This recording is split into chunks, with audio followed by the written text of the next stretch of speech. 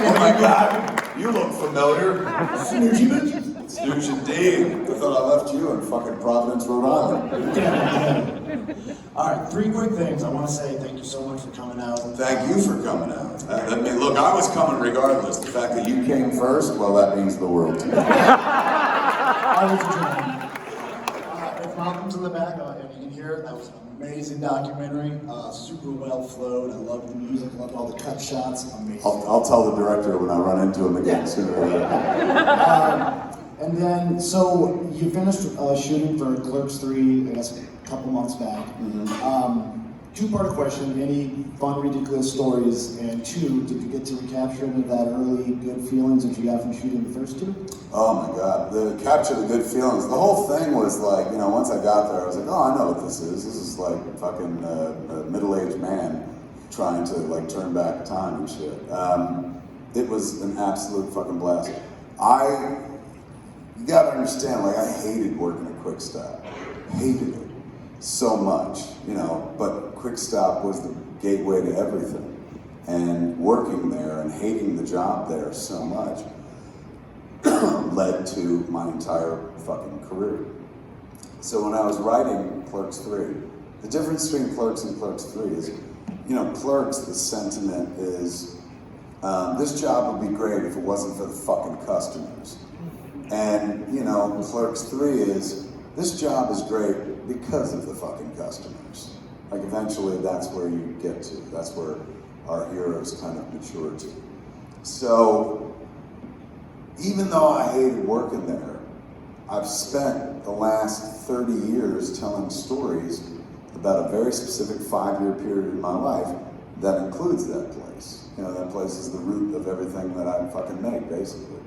So going back to do Clerks 3, we'd only ever once made a movie at Quick Stop entirely the first time, Clerks. It's the only movie I ever made entirely in New Jersey, and the only movie that I ever made entirely at one location. After that, like when we did, say, Clerks 2, that didn't take place at Quick Stop, it took place at movies. We had a couple scenes at Quick Stop, but at the end of the day, we were there in real life for like 3 days. And whenever we would go to shoot a Quick Stop, whether it be Clerks 2 or the scenes in Jay and Silent Bob Strike Back, the toppers who own the business, they were like, you could shoot here, but we're not closing it down. So we would always shoot like a scene and then be like inside Quick Stop and be like, cut, and they would unlock the door and customers would walk on set and start buying shit and get their lottery tickets and whatnot. And as soon as the last one left, we'd lock the door and be like, and action, and shoot again. It's a very awkward way to work. This time around though, I was like, you can't do that because of COVID. You can't be like letting fucking people on set. Like COVID shut down production, like Jason Momoa just got some COVID, shut down Aquaman 2 for like 2 weeks. Warner Brothers can afford that kind of thing. It's a $200 million movie and shit. It'll cost about $5 to $10 million for them to shut down for 2 weeks. If we shut our movie down because of COVID for a week or 2 weeks, we would be like profoundly fucking over budget. We were insanely tightly budgeted. So keeping COVID off the set was super fucking important. And that meant like can't have customers just walking in buying shit between takes. So for the first time ever, like we secured the building. Like we gave the toppers a bunch of money and we're like, it's ours for 2 weeks. And they were like, God bless. So I got to go to Quick Stop in the best possible way. Like I got to go there every day and not work there, but work there, but not work there, you know? Work there in the best possible way I could work there. And it was absolute bliss. I used Quick Stop like my own fucking personal Castle Grayskull playset, and Brian and Jeff and Jay were my life-size action figures all summer long, man. It was so fucking wonderful. And the story of Clerks 3 really lends to, you know, our ability to kind of recapture some of the things we did in Clerks.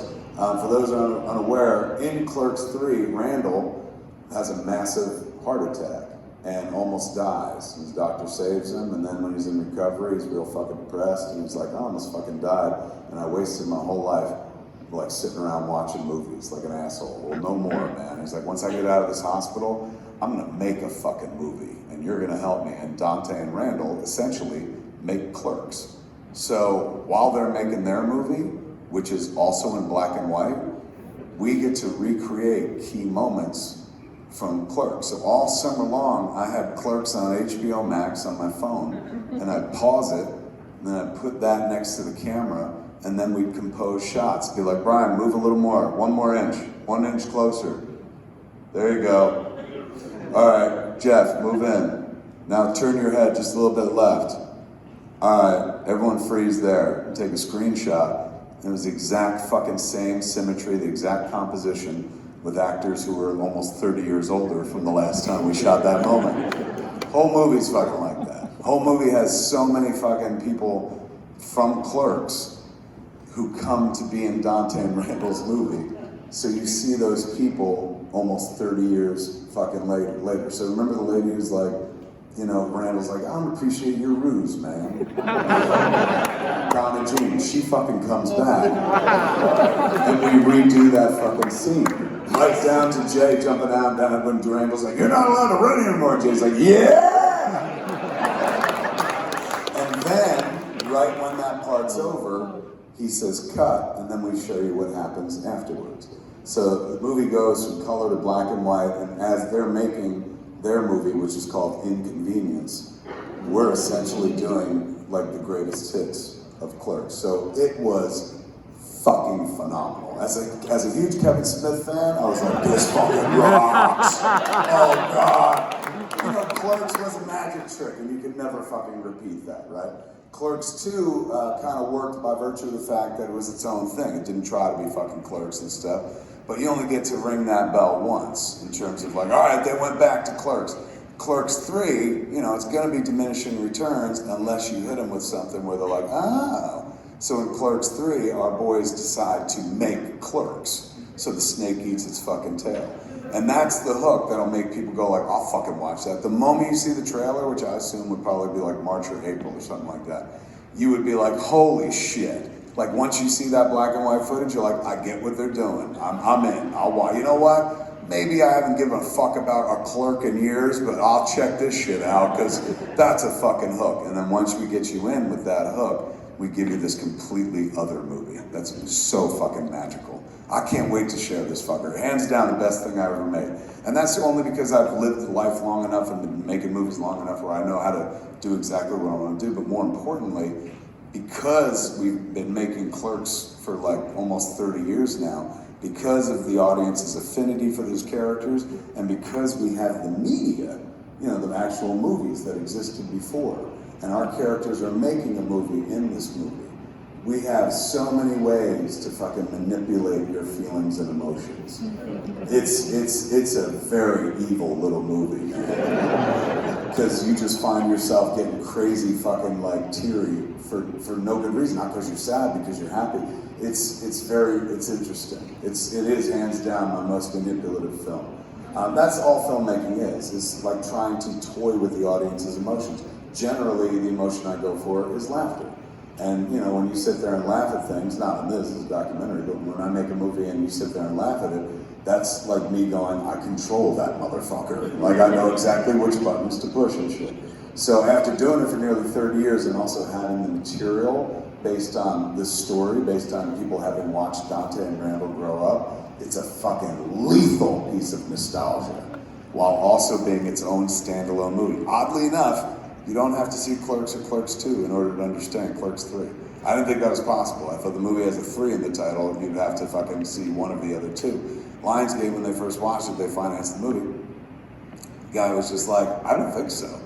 He's like, I want to do a test screening because I don't think you need to see Clerks and Clerks 2 to get this. He's like, I honestly think this would work on anybody. And I was like, really? I mean, it's predicated on them making a version of Clerks. It's like, yeah, but that's an inside joke, and everyone who's ever seen Clerks is going to appreciate it. But anybody who's never seen Clerks is going to have it fucking explained to them over and over again in this movie.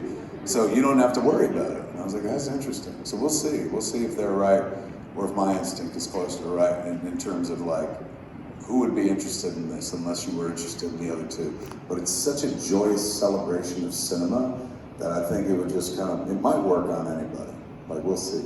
I can't wait to share it with you. Funny story from shooting, funny anecdote.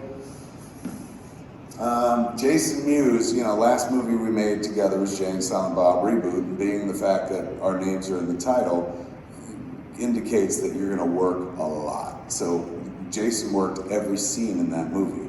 Like every day, every scene. He never had a day off. Same thing. Well, I never had a day off because I'm directing and Silent Bob and shit like that.